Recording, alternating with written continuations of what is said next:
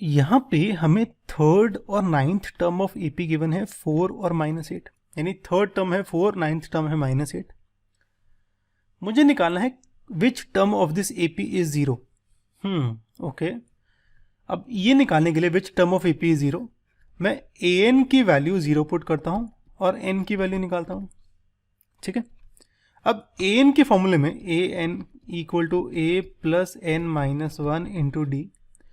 ए N की value तो मुझे पता है, पर ना मुझे ए पता है ना मुझे डी पता है, तो ये ए और डी जो है ये इन इक्वेशन से निकलेंगे। थर्ड टर्म है 4, नाइन्थ टर्म है -8, इन इक्वेशन से मेरा ए और डी निकलेगा, उसके बाद मैं ये टर्म निकालूंगा। ठीक है, तो इस ए एन के फॉर्मूले में पहले थर्ड टर्म 4 है तो एन की वैल्यू 3 पुट करता हूँ और ए को एक साइड डी को एक साइड करता हूँ, कुछ ऐसे। सिमिलरली नाइन्थ टर्म -8 गिवन है तो एन की वैल्यू 9 पुट करता हूँ, ए को एक साइड डी को एक साइड, कुछ ऐसे।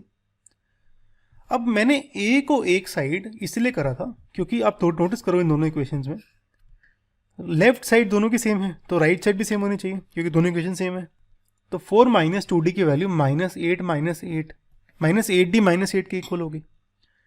d को एक साइड करता हूँ, -8 को लेफ्ट साइड ले जाता हूँ, तो मेरा d आ जाएगा -2।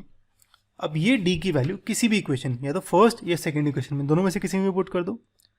अब सेकंड इक्वेशन में पुट करोगे तो यहाँ पे a आएगा मेरा निकल के 8, तो a की वैल्यू 8, d की वैल्यू -2 आई। ठीक है, अब मेन चीज सोल्व करते हैं जो पूछा गया है। पूछा गया है विच टर्म इज 0, तो अज्यूम करता हूँ कि nth टर्म है, यानी nth टर्म an की वैल्यू 0 है, a की वैल्यू 8, d की वैल्यू -2 पुट करता हूँ। तो यहाँ पे सॉल्व करें अगर, तो n आता है मेरा सॉल्व करके 5, यानी फिफ्थ टर्म ऑफ एपी है 0।